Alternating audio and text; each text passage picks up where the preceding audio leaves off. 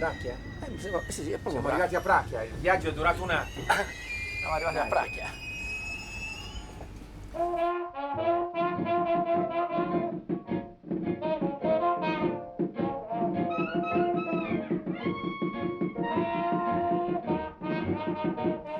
Fabio, ma questa che cos'è? Un'altra stazione? È una piccola linea ferroviaria che partiva dalla stazione di Pracchia e arrivava fino al paese di Mamiano, subito dopo San Marcello. Poi però la ferrovia dava noia lungo la strada e allora è stata smantellata.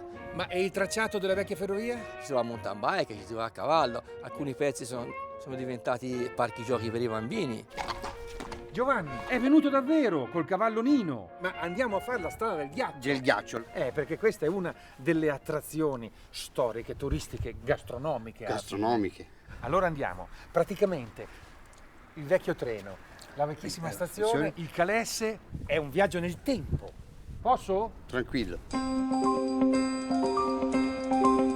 È una parola, un Calesse è più instabile di una barca. Ma come facevano le signore una volta con le gonne? Ecco, vai. Non troppo forte, Nino.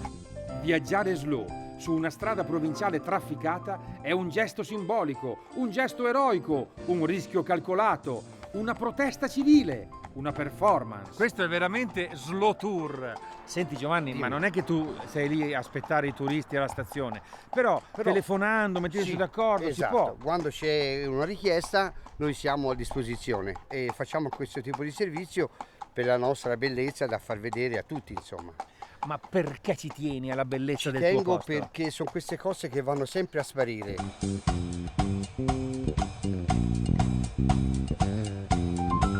Oh, ma sta trottando adesso. Nino, Questo, vedi, sta tornando il cavallo campione che suo papà è stato, che lui da puledro è stato un campione, poi ha avuto un piccolo problema a un piede e l'abbiamo recuperato noi dal macello.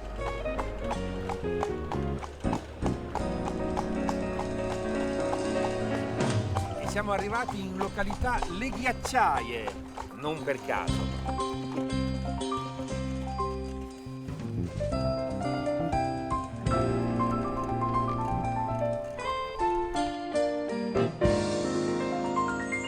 Oh, si dice così, mi dicono. Oh. Buon viaggio! Grazie.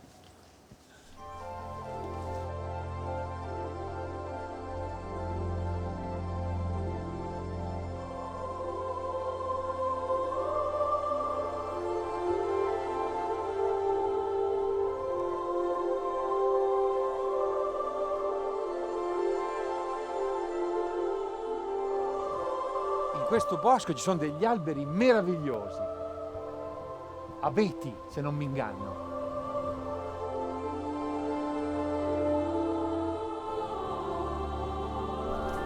Qui ci sono tracce di molti focolari. Uomini primitivi? No. Indiani Cherokee? Neanche. Direi piuttosto turisti che vengono qua il sabato e la domenica, catturano il pesce e se lo fanno alla carbonella. Interessante. Eccola là. Mi sa che sono arrivato in Vaticano.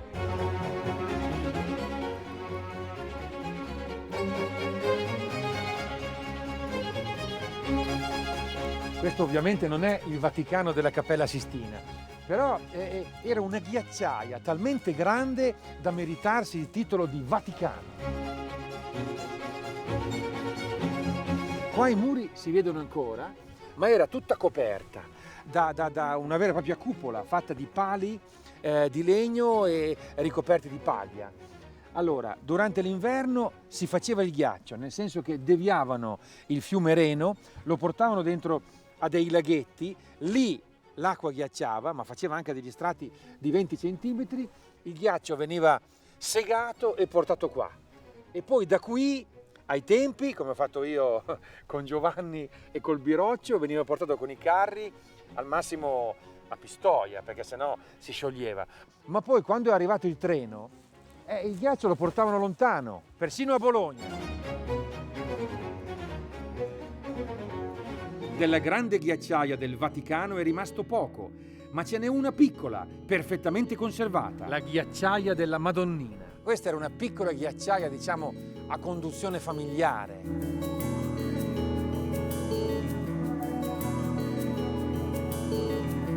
E guarda là, la copertura ancora in pali e foglie di castagno.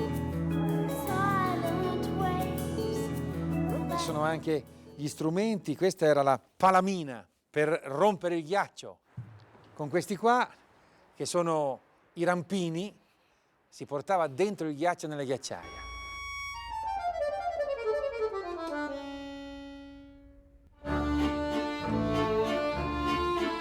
Il signor Vasco si ricorda quando hanno smesso di fare il ghiaccio naturale, lei aveva 9-10 anni. 9 anni, nel 30 circa 9, sono del 21, 9 anni circa. E il suo babbo aveva una produzione di ghiaccio naturale. Sì.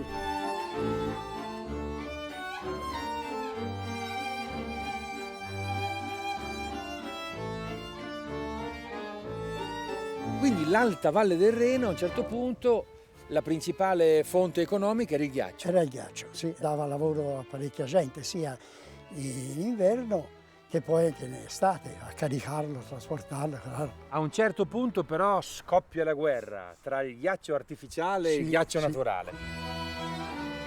Dopodiché il ghiaccio naturale non si fa più anche per motivi climatici.